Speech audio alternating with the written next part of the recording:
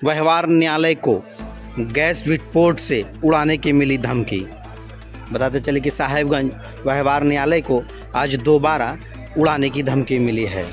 आज एक बार फिर उस समय अपराधरी का माहौल बन गया जब अधिवक्ता न्यायालय व कर्मी कोर्ट में काम करने आए लोगों को यह जानकारी मिली कि न्यायालय परिसर में एक बार फिर से बम से उड़ाने की धमकी मिली है। मामले की जानकारी तत्काल पुलिस विभाग को दी गई। विभाग के जानकारी मिलते ही मुख्यालय डीएसपी के नेतृत्व में पुलिस व विस्फोट की जांच टीम न्यायालय परिसर पहुंची और परिसर में जांच शुरू कर दी। मामले को लेकर साहेबगंज एसोसिएशन के सचिव ने कहा कि दूसरा मौका है जब न्यायालय को उड़ाने की धमकी मिली है।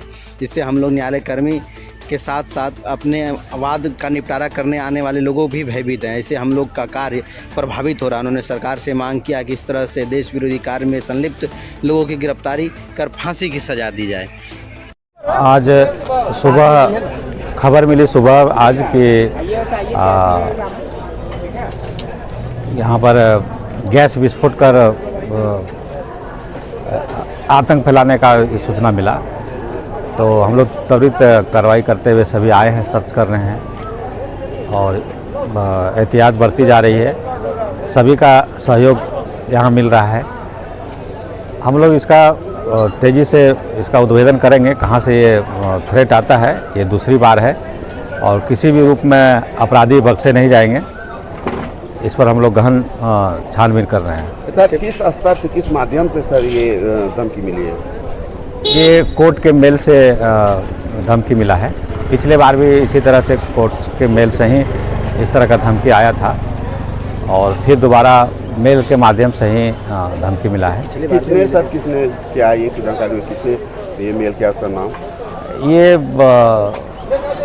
तमिलनाडु का लिखा रहता है डीएमके के विरोध में, और ये झारखंड का कुछ कोर्ट में इस तरह से साहेबगंज का मेल आया है।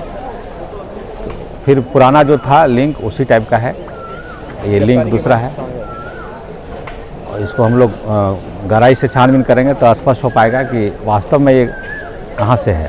तो सर, जो कोर्ट के जो कार्य हैं, क्या वो किस स्थिति में है अभी? कोर्ट के कार्य हम लोग अपना जो सर्च है बढ़िया से सर्च कर लेने के बाद फिर कोर्ट का काम चलेगा।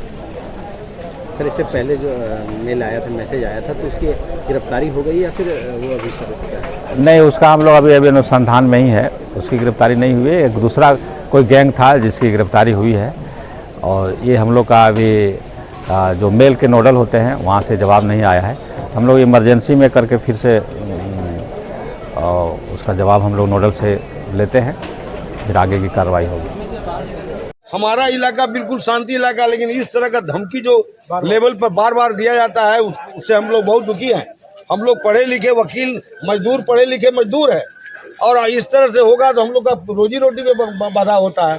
तो देश के जितने हमारे उच्च स्तरीय पदाधिकारी हैं उनसे निवेदन है इस पर कड़ी कार्रवाई होना चाहिए और जहाँ से यह ईमेल डीमेल आता है उस पर पूर्ण रूप से उसके खिलाफ कानूनी कार्रवाई करके उसको फांसी की सजा दे देना चाहिए। ये लगाऊं, यहाँ का ग्रामीण जो भी पेशेंट क्लाइंट आते हैं उनको परेशानी होती है और वकील लोग भी परेशान रहता है, साहब लोग परेशान रहते हैं।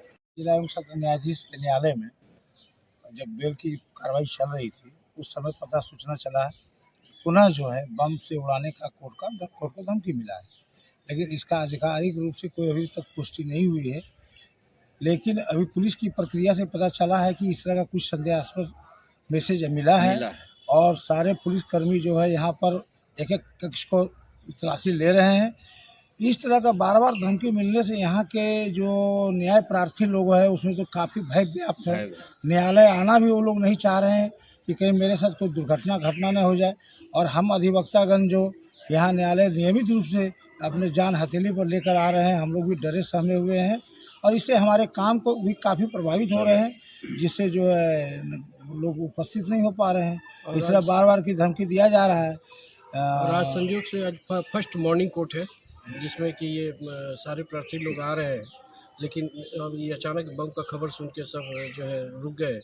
जहाँ तहाँ अब जांच के ब्यूरो में जब तक जांच कंप्लीट नहीं होता है तब तक न्यायालय का कार्य बाधित रहे और हम लोग भी सहयोग कर रहे हैं। पूरा अधिवक्तागण से लेकर जितने भी हैं आम पब्लिक सब सहयोग कर रहे हैं कि किसी भी तरह का कोई साहेबगंज में अप्रिय घटना ना घटित हो।